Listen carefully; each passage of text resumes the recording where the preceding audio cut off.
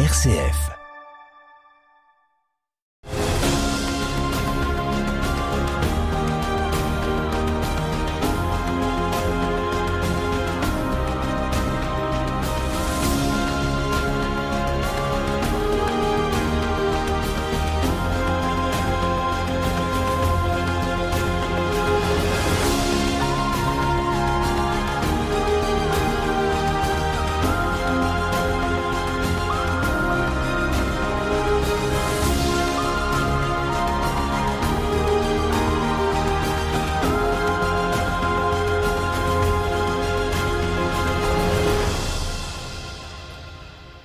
Bonjour, bienvenue dans C'est Matter, parce que l'environnement n'a pas de frontières et que nous sommes tous liés au cycle de la Terre et que nous devons la protéger maintenant. Dans cette émission, nous parlerons d'initiatives positives qui favorisent notre biodiversité. Nous irons sur le terrain rencontrer les acteurs en action.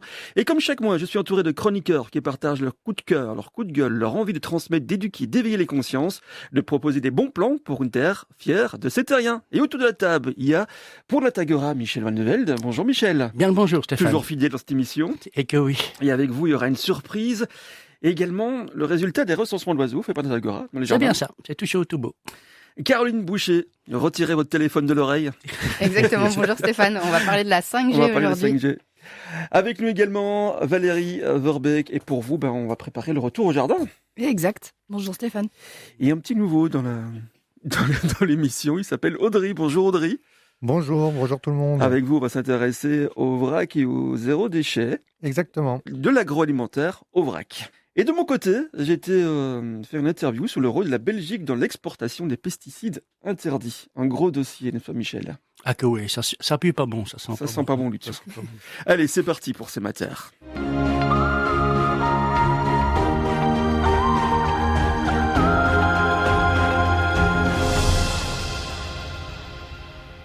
Caroline Boucher de la page Facebook Far West. On va parler du téléphone 5G aujourd'hui. Exactement, en fait j'ai remarqué que quand on critique la 5G, on est vite décrédibilisé, sans même être écouté finalement. Complotistes, anti-progrès, anti-tout, arriérés qui veulent revenir aux cavernes, enfin voilà ce que j'entends régulièrement. Et je comprends pas cette fermeture assez automatique parce qu'en fait c'est très loin de la réalité. Et en même temps, c'est pas si surprenant parce que la 5G est majoritairement décrite dans les médias comme un progrès qu'on ne questionne pas. Pourtant, il y a des vrais enjeux sanitaires et environnementaux derrière et une vraie complexité derrière ce sujet. Alors justement, quels sont ces enjeux ? Alors, il y en a plusieurs, mais je vais en choisir 3. Le premier, c'est la prise en compte des personnes électro-hypersensibles. Avec les objectifs de couverture réseau partout, ces personnes sont en grande difficulté, en grande souffrance, elles sont exclues de la société, elles sont en fuite perpétuelle pour essayer de réduire leurs symptômes et donc pour pouvoir simplement vivre.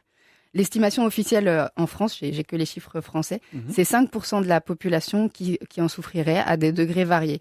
Donc imaginez à l'échelle européenne, c'est vraiment un gros enjeu de santé publique et un défi d'inclusion parce qu'on ne peut pas sacrifier ces personnes au nom du progrès. Le deuxième enjeu, c'est l'information claire et transparente et l'application du principe de précaution. À ce jour, l'Union européenne n'a pas fait d'évaluation des impacts environnementaux et sanitaires de la 5G et 6G. Donc ça veut dire qu'on est en train de déployer une technologie dont on ne connaît pas les effets potentiels sur notre santé et sur l'environnement. Je sais, ça paraît assez fou, mais c'est vrai. C'est explicitement écrit dans un rapport d'avril 2021 de l'ANSES en France. Donc c'est l'Agence nationale de sécurité sanitaire de l'alimentation, de l'environnement et du travail.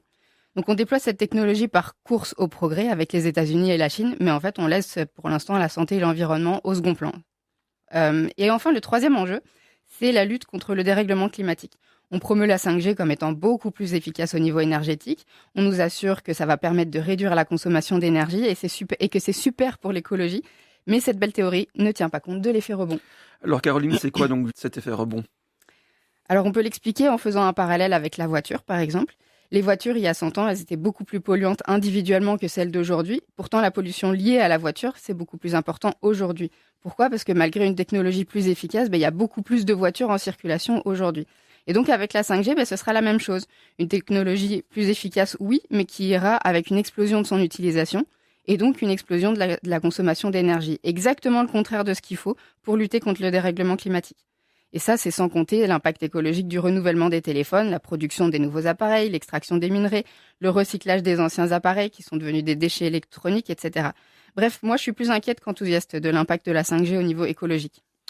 En effet, alors pour l'impact sanitaire, il n'y a pas d'études non plus et il n'y a pas de consensus. Alors en fait, le rapport de l'ANSES d'avril 2021 dit, je cite, qu'aucun résultat d'études scientifiques s'intéressant aux effets éventuels sur la santé de l'exposition aux champs électromagnétiques, spécifiquement dans ces nouvelles bandes de fréquences prévues pour la 5G, n'est actuellement disponible. Donc ça veut bien dire qu'il n'y a pas d'études. Pour préparer cette chronique, j'ai regardé la vidéo d'une table ronde sur le sujet qui a eu lieu au Parlement européen le 7 février dernier. Je vous invite à la regarder si vous voulez aller plus loin. Elle est disponible sur YouTube. Différents intervenants y parlaient d'études récentes qui montrent des résultats déjà inquiétants sur les abeilles, sur les humains. Donc c'est vraiment nécessaire de mener d'autres études pour compléter les connaissances actuelles et pour informer le public de façon transparente et claire. Il faut vraiment éviter la fabrique du doute comme pour le tabac et le pétrole et pouvoir faire des choix en connaissance de cause dans l'intérêt collectif. Pour l'instant, j'ai hélas le sentiment que ceux qui décident sont un peu hors sol et que la performance technologique est devenue le Graal, quel que soit le prix. Et comment j'arrive pas à lire, mon œil, ça m'énerve. Et comment pourrait-on faire autrement? Tu as des pistes concrètes à nous proposer?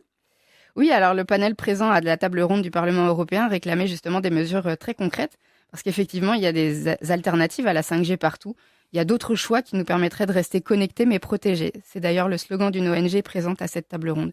Par exemple, il faudrait diversifier les investissements dans différentes technologies de connexion plutôt qu'investir massivement dans la 5G, 6G sans en connaître les effets. La fibre, par exemple, est aussi rapide et efficace que la 5G sans les effets néfastes potentiels et elle est facile à déployer dans les bâtiments.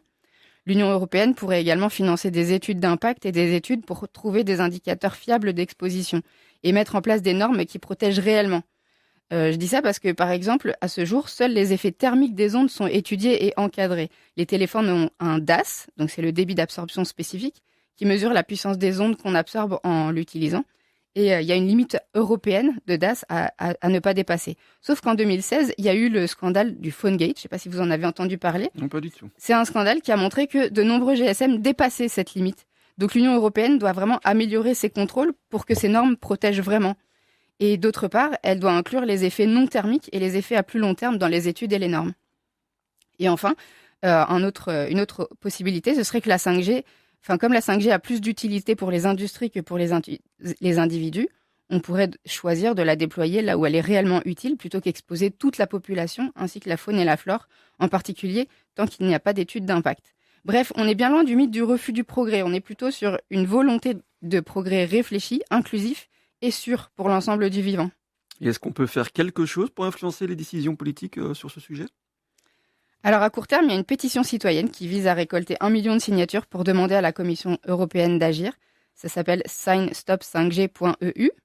Ce sont les derniers jours pour signer et on est loin de l'objectif. Donc ça montre qu'il y a un réel désintérêt ou trop peu d'espace pour informer et communiquer sur ce sujet.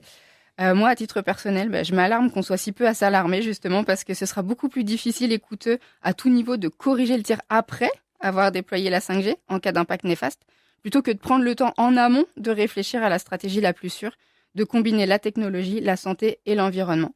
Donc voilà, j'espère que cette chronique aura au moins sensibilisé un peu sur ce sujet. C'est vrai que ce sujet nous passe un petit peu sous le nez avec la 5G. On parle déjà de 6G, ouais. Alors qu'on n'est même pas encore dans la 5G. C'est un petit peu fou.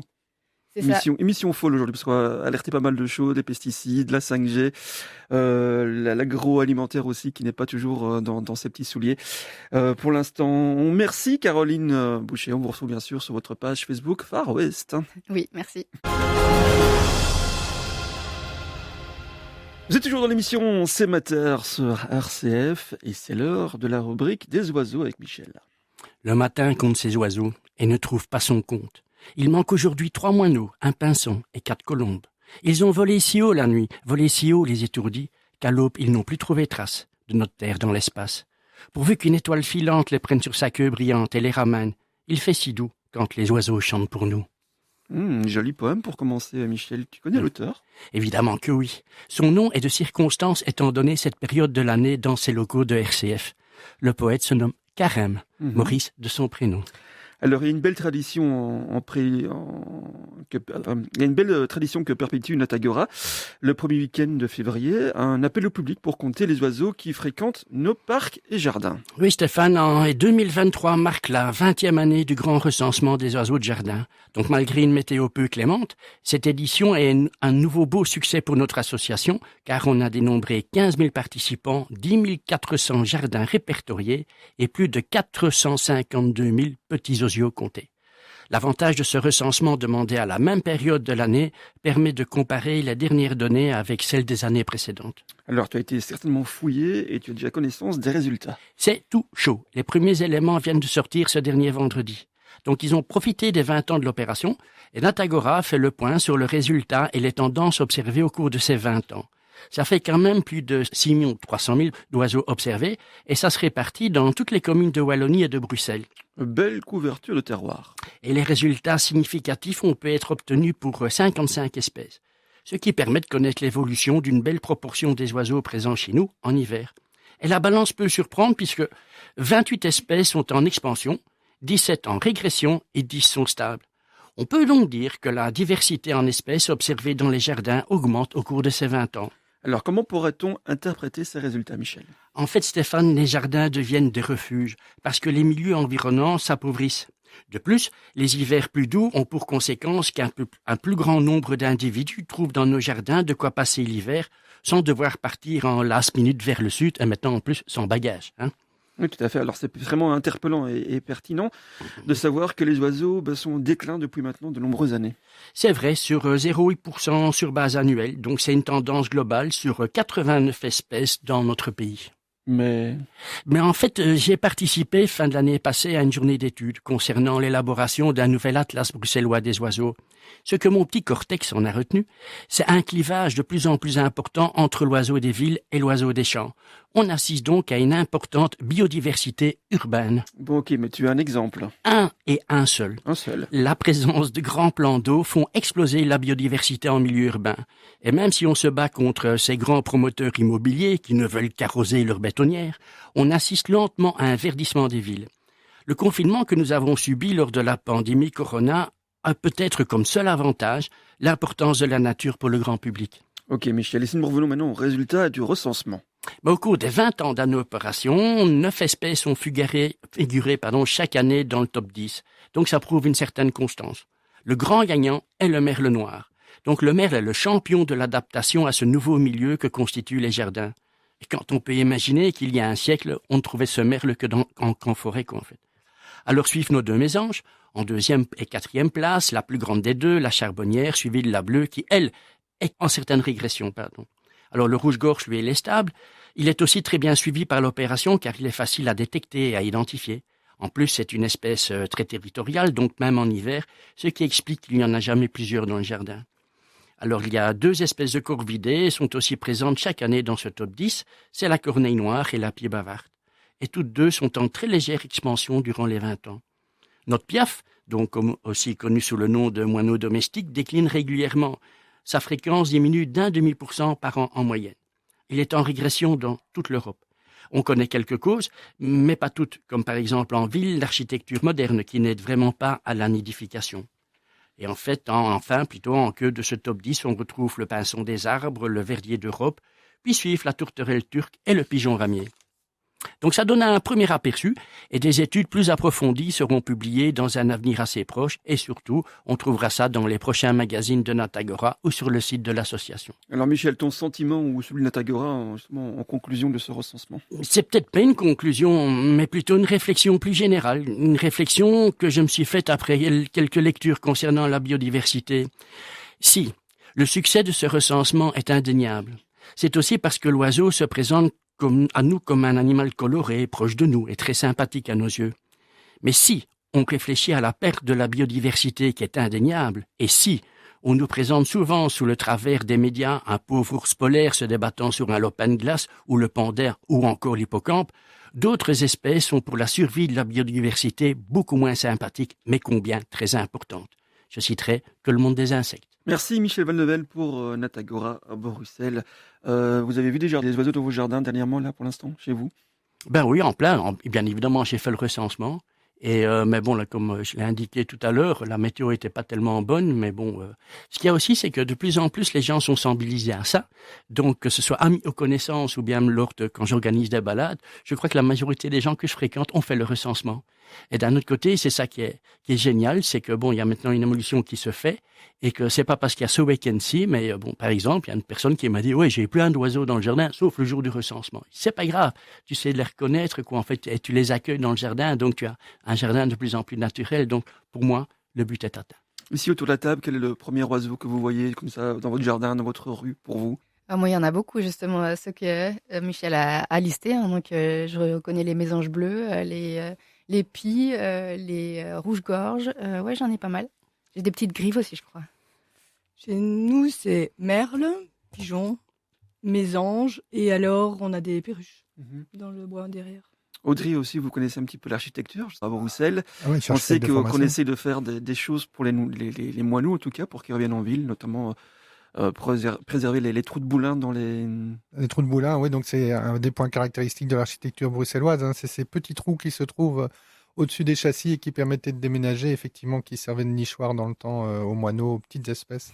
Effectivement, c'est des choses qui essayent de revenir dans l'architecture actuelle. Et vous, en tant qu'architecte, vous êtes sensible à protéger ce genre de niche pour les oiseaux? Ah oui, mais moi, je travaille beaucoup en rénovation, donc j'ai pas une énorme influence par rapport mais aux justement, façades. la rénovation, est-ce qu'on met des choses en place pour On réouvre protéger les des oiseaux? trous de boulin, notamment. Les communes le demandent assez fréquemment. Et oui, et puis en tant que privé, moi j'ai la chance aussi de vivre parfois plus du côté du sud de la Wallonie. J'ai la chance de croiser des buses. Ça, c'est toujours impressionnant, je trouve.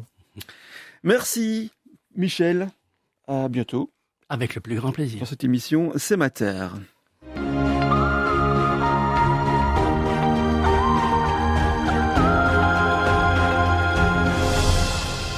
C'est ma terre sur RCF continue avec le plaisir de retrouver Audrey. Bonjour Audrey.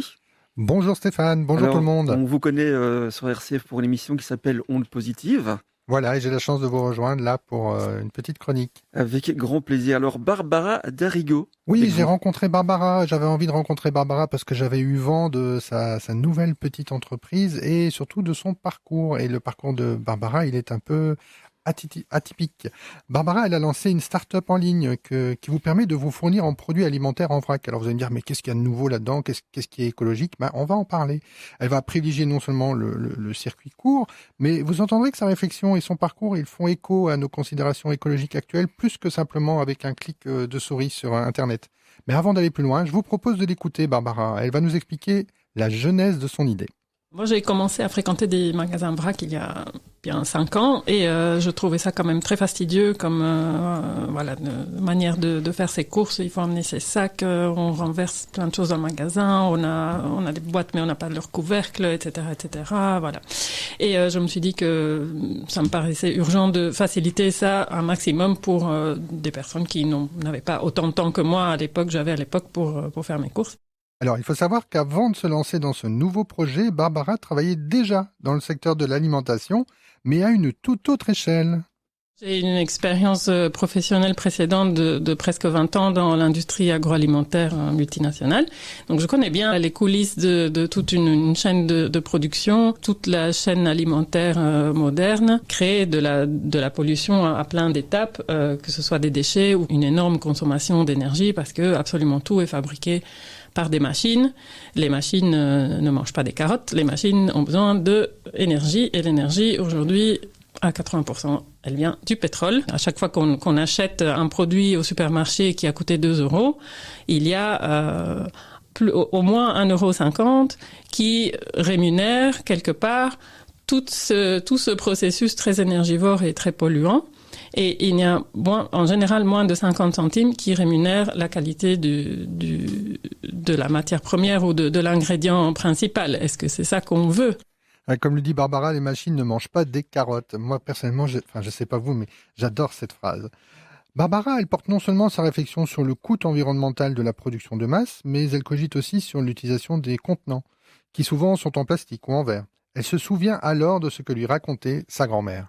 La génération de nos grands-parents, et pour les plus jeunes, c'est des arrière-grands-parents qui ont connu la guerre et l'après-guerre. Ils n'avaient pas le choix, ils étaient obligés de conserver. Mais déjà, il y avait plein de choses qui n'existaient pas. Le plastique n'était pas du tout aussi développé que maintenant. La majorité du plastique qui a été produit dans le monde a été produit seulement dans les 20 dernières années. Des documents publicitaires de l'époque des années, début des années 50, qui étaient faits pour éduquer les gens à jeter les choses. Donc, tout au moment où on a pour la première fois développé des assiettes jetables, des fourchettes jetables, des gobelets, etc.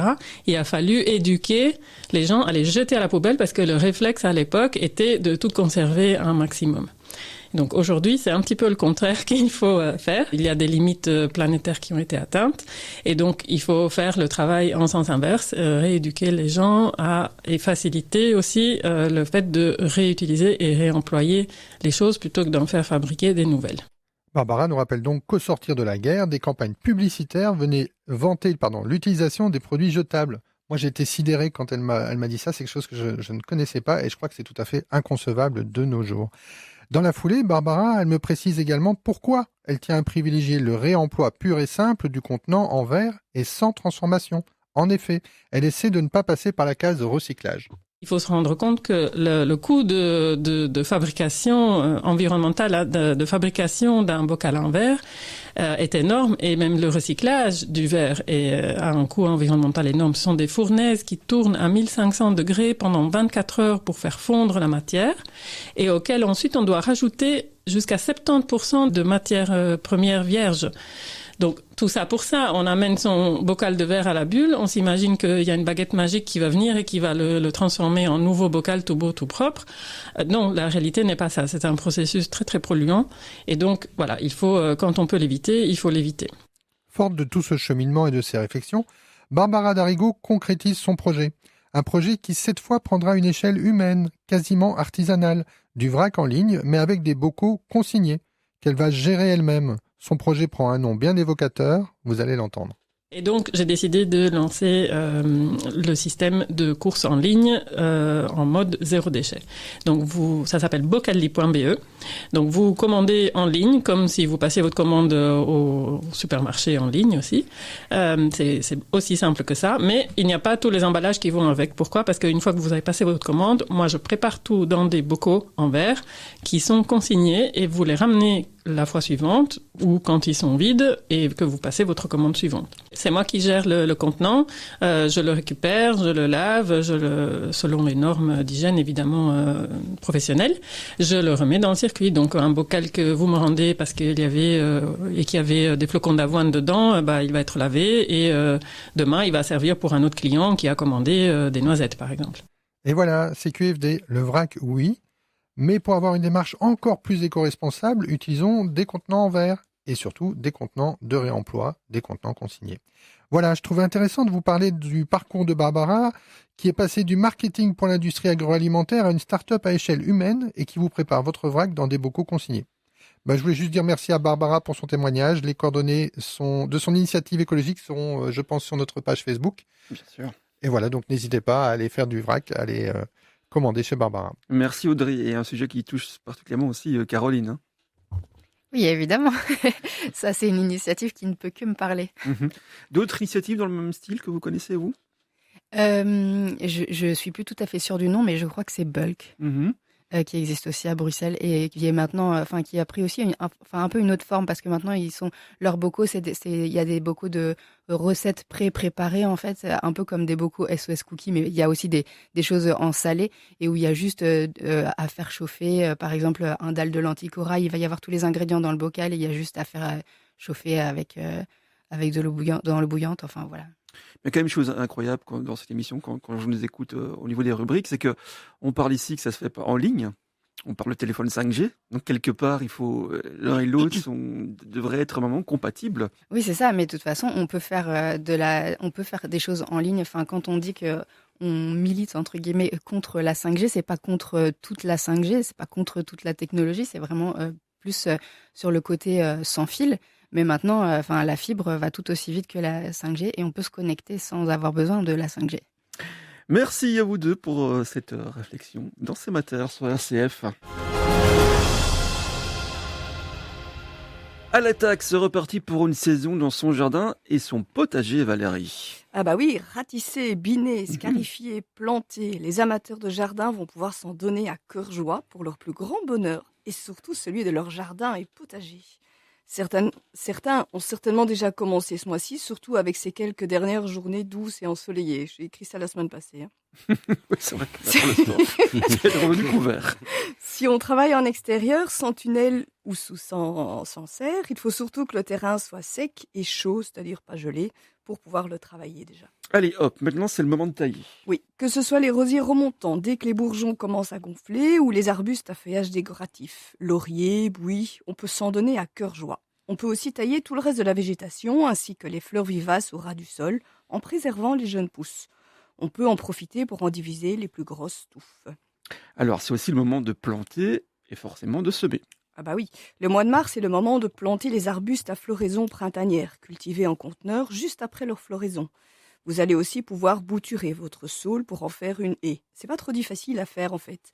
Au moment où la croissance reprend, vous prélevez des rameaux vigoureux, grosseur d'un crayon, de 20 à 25 cm de long. Vous plantez immédiatement ces boutures en ligne, en les espaçant de 10 cm, idéalement dans une terre légère dans un coin abrité du jardin. Donc il faut bien enfoncer chaque rameau d'un tiers de sa longueur pour qu'il s'enracine bien. Bien les arroser régulièrement et on les laisse ainsi pousser pendant 1 an avant de les replanter à leur place définitive pour façonner votre bordure à l'automne. Vous pouvez aussi planter des fleurs vivaces de printemps déjà fleuries pour égayer vos massifs. Et si vous devez planter une nouvelle pelouse, le mois de mars est le moment idéal. Mais attention, il ne faudra pas marcher dessus durant les 2 semaines suivantes et bien l'arroser durant tout l'été. Donc il faudra bien préparer le terrain et l'ameublir sur 10 à 15 cm de profondeur, semer les graines, puis passer un coup de râteau pour bien égaliser la surface, retirer les derniers cailloux et herbes sèches et tasser la terre. Après avoir semé du gazon, il est important d'arroser en suffisance. Le sol doit rester humide en permanence jusqu'à ce que le gazon soit bien enraciné. Les semences germent en environ 2 semaines. Attendez que le gazon ait poussé de 8 cm avant de le tondre pour la première fois et on ne coupe qu'1 cm à la fois. Après 2 mois, on peut tondre plus ras jusqu'à environ 3 cm. Au début, les mauvaises herbes prolifèrent dans le gazon, mais ce phénomène diminue lorsqu'on tond régulièrement. Le temps qui s'écoule avant d'avoir un beau gazon bien dense dépend des conditions météo et du moment du semis. En fin de saison, le sol est plus chaud qu'au printemps, donc ce qui favorise la pousse. Et je rajouterais quand même que quand on fait un gazon, il faut quand même laisser quelques espaces un petit peu naturels, de spontanéité dans le jardin aussi. Ah bah oui. Des petits carrés écologiques, c'est toujours intéressant pour les oiseaux, les insectes. Alors, ok donc pour nos jardins, mais les potagers alors là... Ah bah il y a déjà de bien quoi commencer. On peut déjà planter les laitues de printemps en godet ou en mode compressé. Idem pour les fraisiers. Il est aussi intéressant d'étaler au pied des nouveaux fraisiers ou de vos anciens fraisiers nettoyés une couche de 6 cm d'aiguille de pin. Ce tapis va isoler les fruits de la terre qui les salit et les fait pourrir. Et son piquant va décourager les limaces et escargots de grignoter vos fruits avant vous. Et puis, il paraît que ça donne plus de parfum à vos fruits. Ça, on ne risque rien à essayer. On peut aussi planter les carottes et les navets après avoir bien travaillé la terre en profondeur, jusqu'à 15 à 20 cm. Alors, petit truc, les graines de carottes ont un petit crochet minuscule invisible à l'œil nu. À cause de lui, les carottes vont s'agripper les unes aux autres. Donc, pour éviter ça, frottez juste les graines entre vos mains avant de les semer. Vous allez alors briser cet appendice et éviter que vos carottes ne s'agglutinent entre elles. Les pommes de terre peuvent aussi être plantées, mais elles doivent d'abord avoir germé. Et puis, il y a les graines de tomates qui peuvent être semées, mais attention, celles-là, il faut les garder bien au chaud. C'est l'occasion de découvrir plein de variétés de tomates extraordinaires, comme les tomates noires, vertes ou jaunes. Alors, qui dit arrivée du printemps, dit recherche pour les oiseaux de l'endroit pour nicher. Ah bah l'endroit oui. idéal. Bah oui, si on veut bien compter les oiseaux dans son jardin, il faut avoir des nichoirs. Donc, pourquoi ne pas les aider en installant un nichoir dans votre jardin ? Il y a une vingtaine d'espèces d'oiseaux du jardin qui sont susceptibles de fréquenter votre nichoir. J'avoue que chez moi, ce sont surtout les mésanges qui profitent de ce gîte d'année en année. Alors, quel modèle choisir ? Le modèle classique en forme de boîte aux lettres avec une ouverture ronde de 3 à 5 cm de diamètre convient pour la plupart d'entre eux. La forme à balcon présente une avancée de 6 à 8 cm au niveau du trou d'envol, ce qui renforce la sécurité de la couvée. Le nichoir semi-ouvert avec une ouverture rectangulaire d'environ 7 cm sur 15 sur le devant, convient plutôt aux bergeronnettes grises, gobe-mouche gris ou rouge-gorge. Quel que soit le modèle, préférez le bois brut non traité et résistant à l'humidité. Le toit couvercle amovible est très utile pour le nettoyage après l'envol des petits.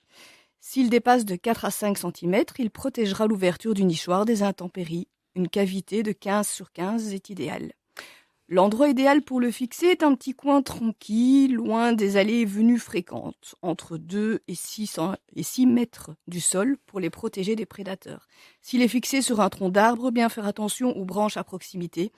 En le plaçant le plus tôt possible, il sera devenu familier aux oiseaux lorsque le temps de procréer sera venu. Et 2 petits proverbes pour ce mois de mars qui arrive juste à nos portes. Ben oui, alors, si mars commence en courroux, il finira tout doux, tout doux. Ou alors, quand mars bien mouillé sera, beaucoup de fruits tu cueilleras. Donc il faudra choisir entre la météo et la récolte en fait. En gros, Voilà, super, merci Valérie. avec Et plaisir. tout le monde a nos nichoirs pour les mettre dans les jardins, dans les arbres. Oui. Une bonne hauteur pour mettre un nichoir, Michel, c'est quoi? Ça dépend de l'espèce d'oiseau. Moi, je dirais pour compléter un petit peu ce que vient de dire Valérie, c'est que c'est aussi intéressant de mettre les nichoirs en automne. Parce que bon, ça peut servir aussi de logis pour les oiseaux, avant de servir de logis, de nidification, quoi. En fait, ils peuvent y passer l'hiver, ils peuvent se réfugier là aussi quand il fait très très mauvais. Et c'est vraiment, et à partir de la fin de l'hiver, ils vont commencer déjà à un petit peu prospecter, quoi, en fait, et un peu étudier dans le blanc les loyers les moins chers et tout. Donc, il y a vraiment intérêt à mettre le truc. Ah, c'est tout. Qualité-prix. Un mot? Moi, j'ai pas du tout suivi vos conseils. Je suis désolé. Je l'ai mis juste en tout début janvier parce que suite à des sols, j'ai trouvé un nichoir et puis il y avait déjà plein de mésanges quand même. Avec les Oui, œufs oui. compris. C'était pas en solde.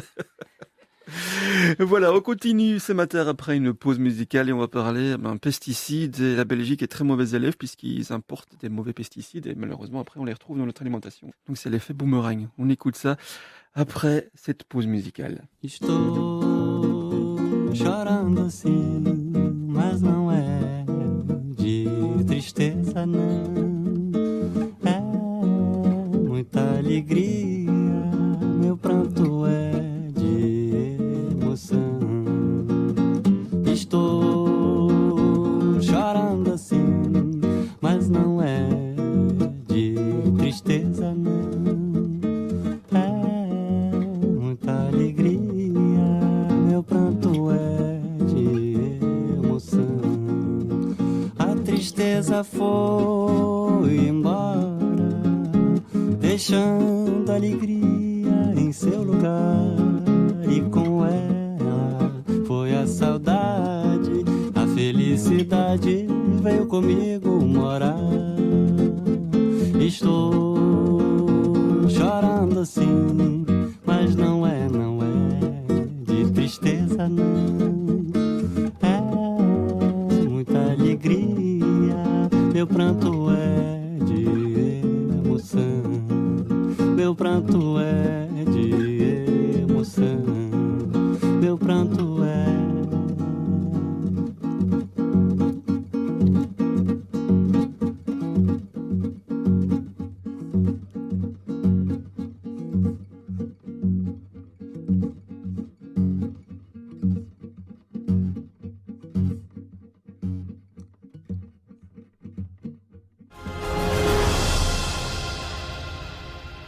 Le rôle de la Belgique dans l'exportation des pesticides interdits, c'est une étude qui présente des recommandations précises relatives aux pesticides interdits et à leur usage et à leur échange. Entre 2013 et 2020, la Belgique a exporté près de 50 000 tonnes de substances actives interdites à usage agricole, soit près de 6 200 tonnes par an vers plus de 70 pays.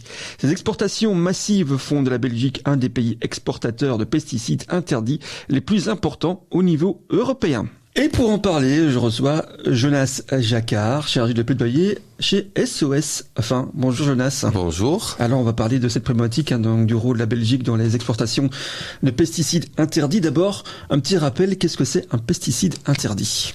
Alors, les pesticides, donc c'est des substances qui vont agir sur la plante pour résoudre un problème. Et donc, on a deux types de pesticides. On a des produits phytosanitaires, donc qui sont utilisés dans l'agriculture. On a ce qu'on appelle des biocides, donc c'est des produits à usage industriel. Dans notre étude, on a complètement éliminé les biocides, puisqu'on se focalise uniquement sur des questions agriculture alimentaire, donc produits phyto. Et donc, il y a des régulations européennes qui autorisent l'utilisation de certaines substances. Et on a une régulation européenne qui fonctionne par la négative, c'est-à-dire qui interdit certaines substances. Et cette régulation européenne, c'était un règlement qui date de 2012.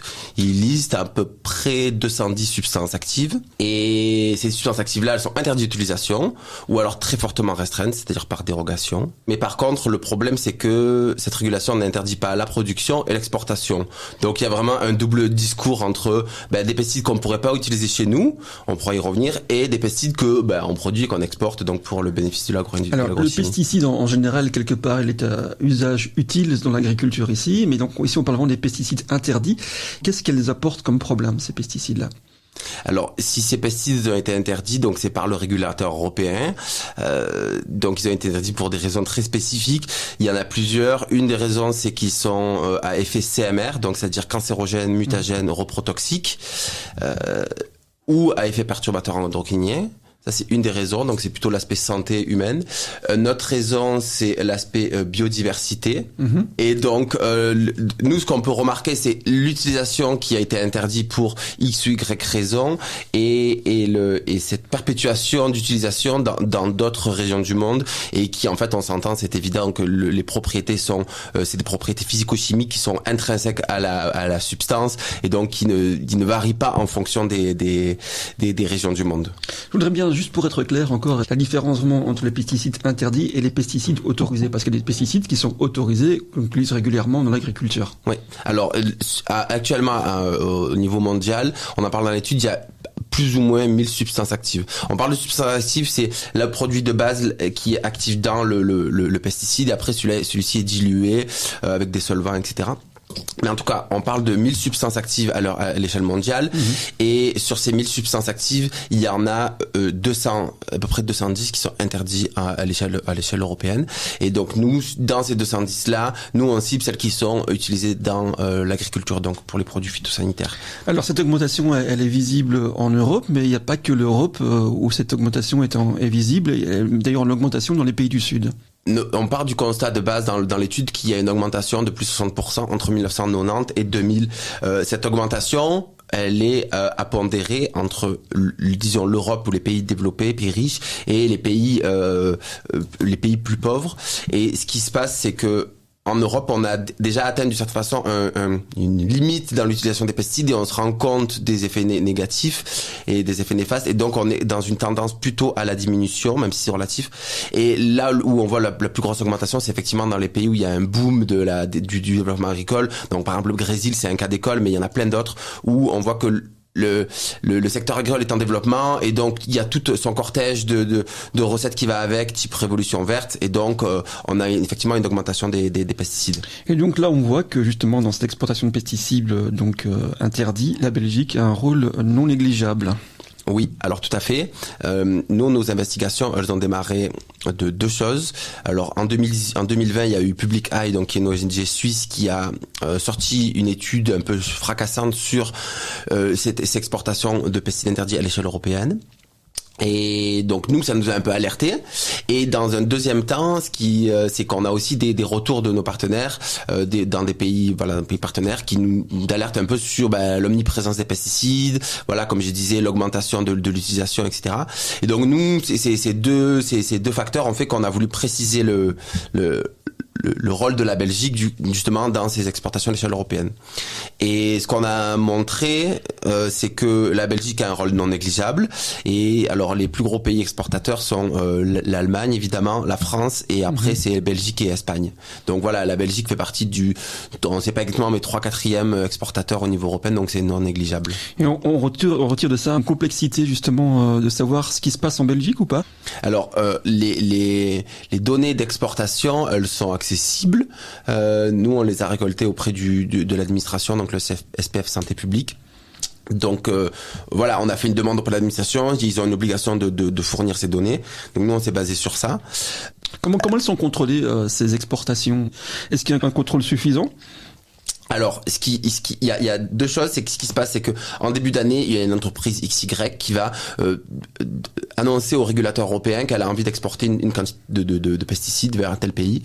Une fois qu'elle obtient cette autorisation, elle sait qu'elle a un peu le champ libre pour exporter. Et à la fin de l'année, elle doit dire au pays duquel elle a exporté, donc la Belgique, qu'elle a exporté telle et telle quantité. Nous, c'est sur ça qu'on s'est basé. Et donc c'est les douanes belges qui contrôlent ça. Alors sur la question de savoir si le contrôle est suffisant, je dirais a priori non. On n'a pas poussé les investigations plus que là, mais je dirais a priori non. Il y a eu des études, des enquêtes qui ont été faites sur le port d'Anvers. Et là, le ministre Clarenval, donc ministre de l'Agriculture, a été questionné à ce propos. Et là, il a dit qu'il y avait effectivement le port d'Anvers avait un rôle majeur au niveau européen. Et effectivement, il y a des programmes de lutte contre les pesticides, l'exportation de pesticides interdits. Et là, on parle de deux choses différentes. Il y a des pesticides interdits qui n'ont pas d'autorisation, et là on parle des pesticides interdits à l'échelle européenne, donc voilà, faut juste pas confondre. Mais il n'empêche que il y a un flou, voilà, les entreprises sont très peu, elles communiquent peu sur ces données, quoi. En tout cas. Aussi, ce qu'on en voit parfois, ce sont des pesticides qui sont un peu obsolètes sur le marché. Alors sur la question des pesticides obsolètes, alors en fait ce qui se passe, c'est que par exemple en Belgique on a la moitié des exportations, 44 sur les 8 années qu'on a de données, il y a 44%, c'est un pesticide qui s'appelle le 1,3-dichloropropène. C'est une molécule qui date de 1959. Donc là, il n'y a plus du tout d'innovation de la part de l'industrie. Et là, c'est une bonne recette, quoi. C'est une recette qui marche. C'est un produit qui fonctionne. Et il n'y a plus besoin d'innovation. Voilà, c'est un produit bon marché.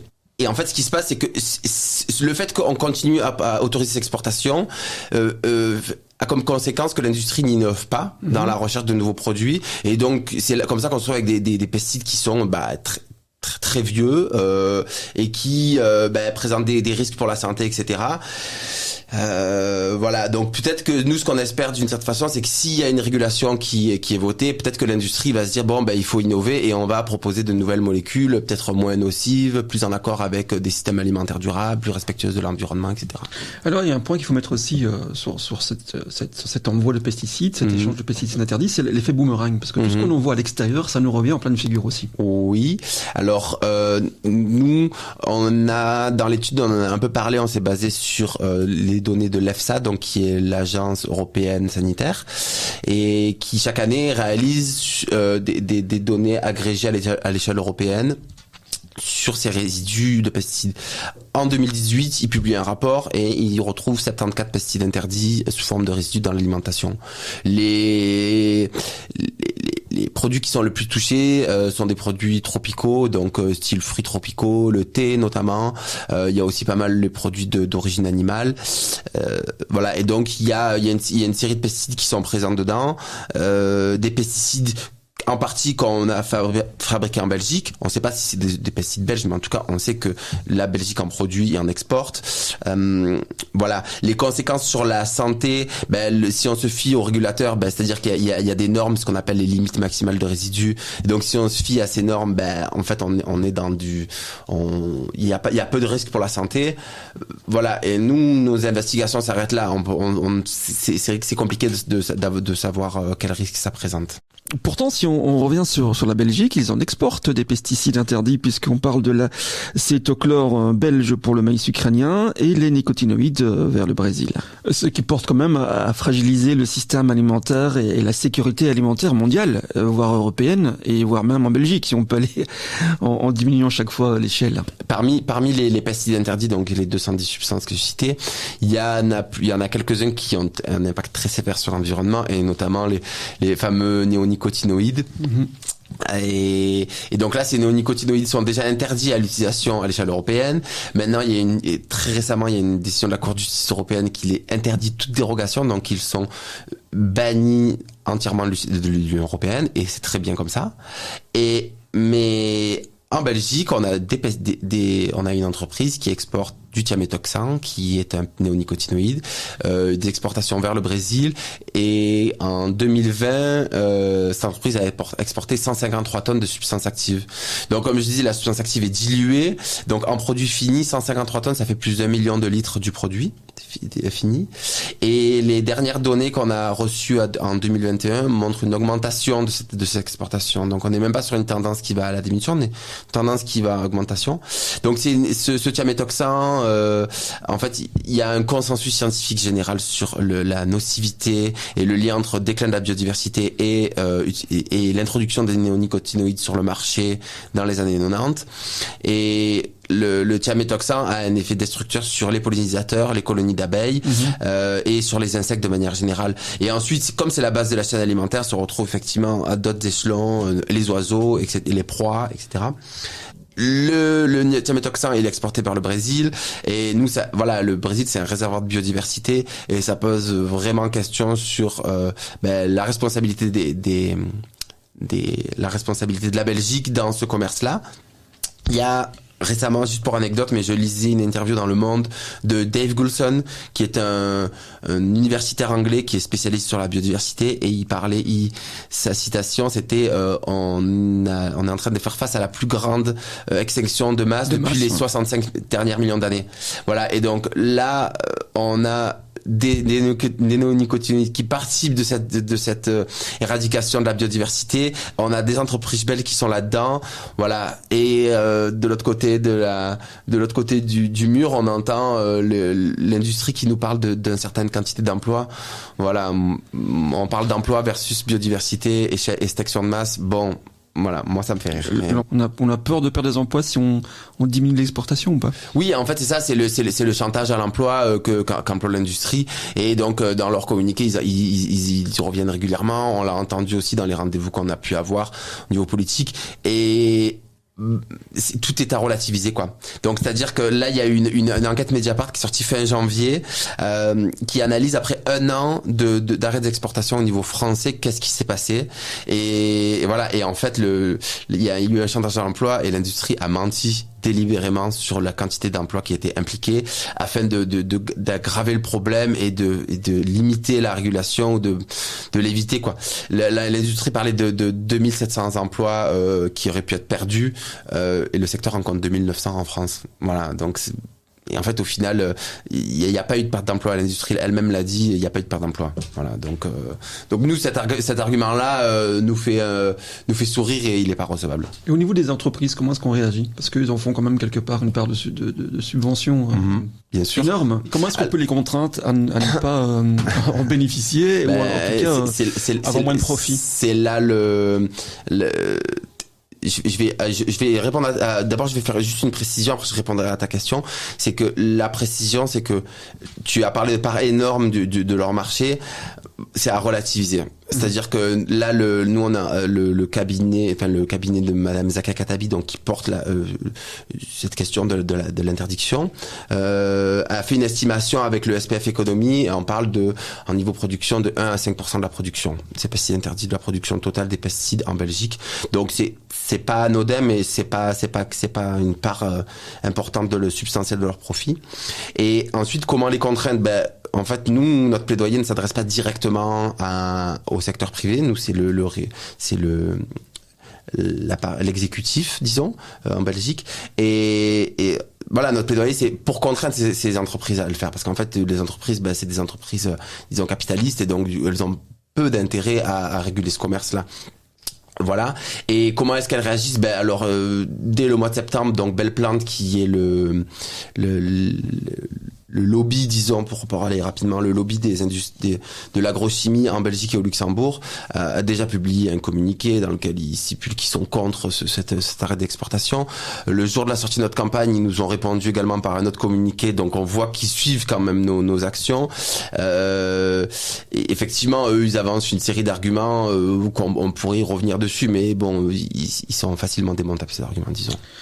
Qu'est-ce qu'on peut donc apporter comme recommandation relative aux pesticides au niveau fédéral, régional, européen, national? Qu'est-ce que on apporte comme réponse à ça et comme recommandation pour ne pas maintenir la dépendance à ces pesticides, que ce soit au niveau européen ou même à l'exportation. Ok. Alors sur la question dans ta question, j'entends deux choses. Il y a la question de nos recommandations sur les pesticides interdits et la question plus généralement des pesticides.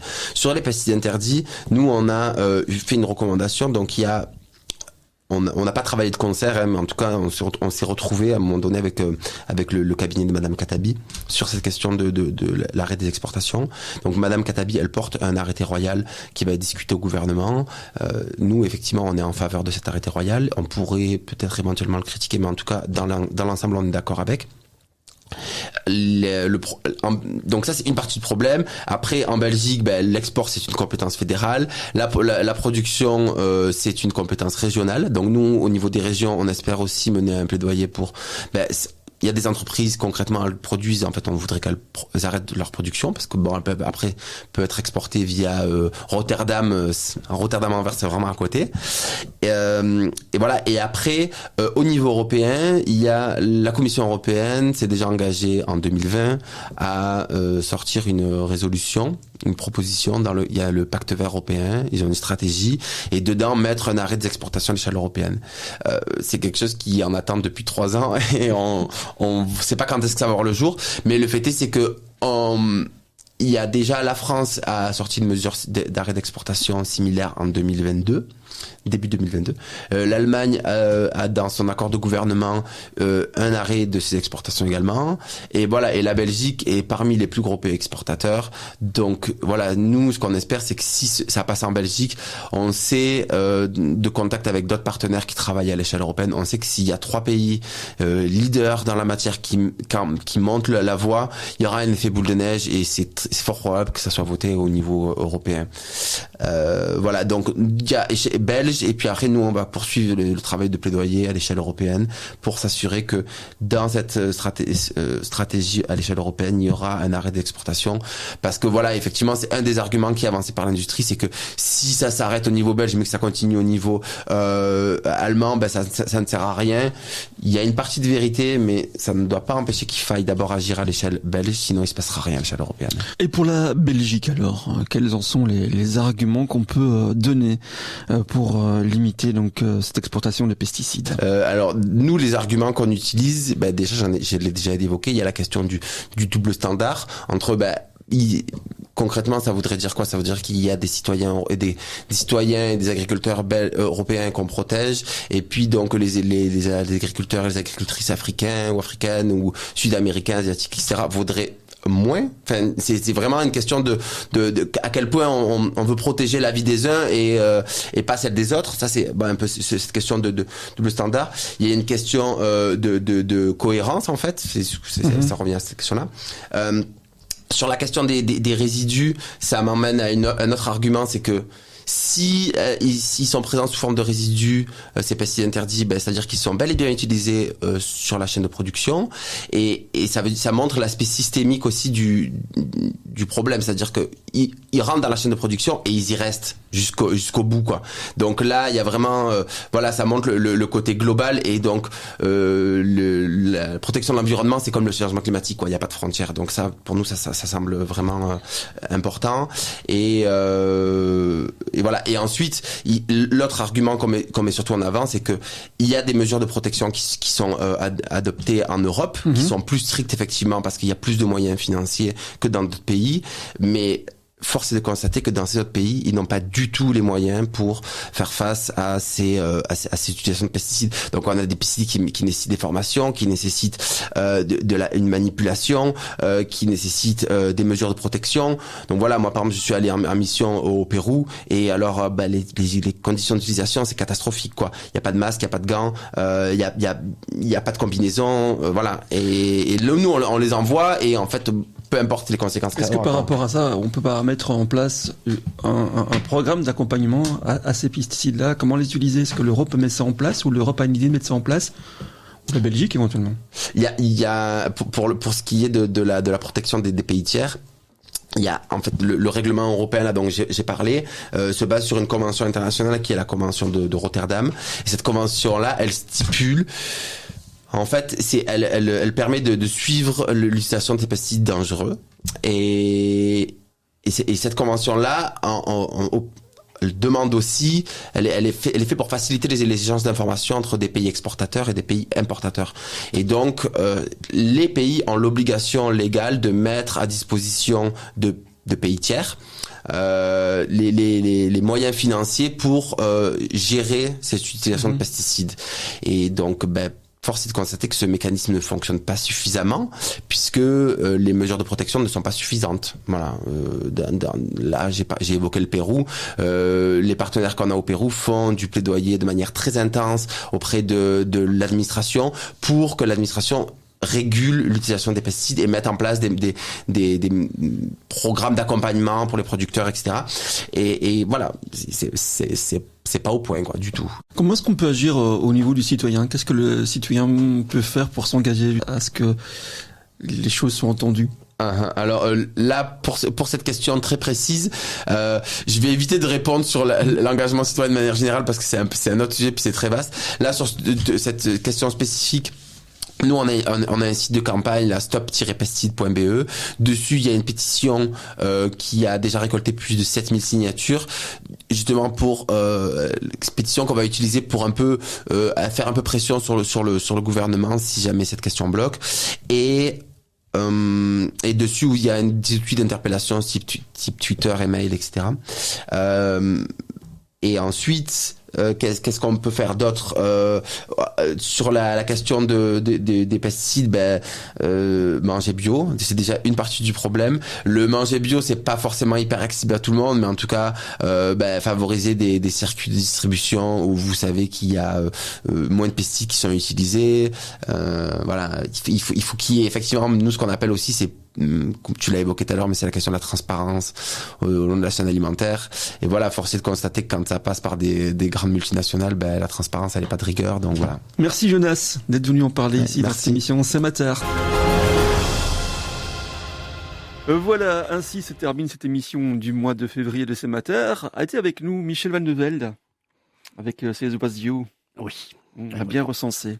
Voilà. Alors une petite communication peut-être. Oui, pour Natagora. Oui. Pour Natagora, oui, on a une journée spéciale pour les nouveaux volontaires qui voudraient nous rejoindre. Ça se fait le 11 mars au bâtiment de Mondo Bay, donc près de la porte de Namur.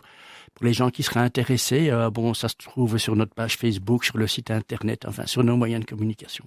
On ira suivre ça. Caroline Boucher est avec nous pour le zéro déchet et sa page Far West. On a parlé téléphone 5G. Exactement. On a parlé de l'impact des ondes potentielles, ou en tout cas pas assez étudiées et pas assez communiquées pour l'instant. Et sur votre page Facebook aujourd'hui, il y a quoi ? Je vais revenir, mais c'est pour bientôt. C'est pas revenu, ok. Non.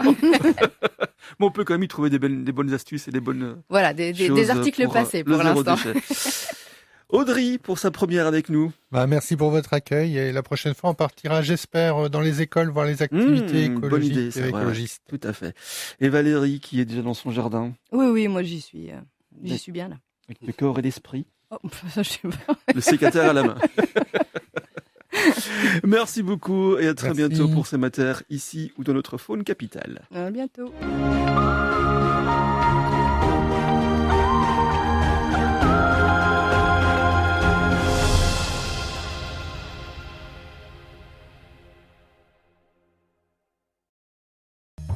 RCF est une radio de proximité. Votre radio locale vit grâce à vos dons. Soutenez votre radio. Faites un don en ligne sur rcf.be. Radio Don RCF, la joie de donner.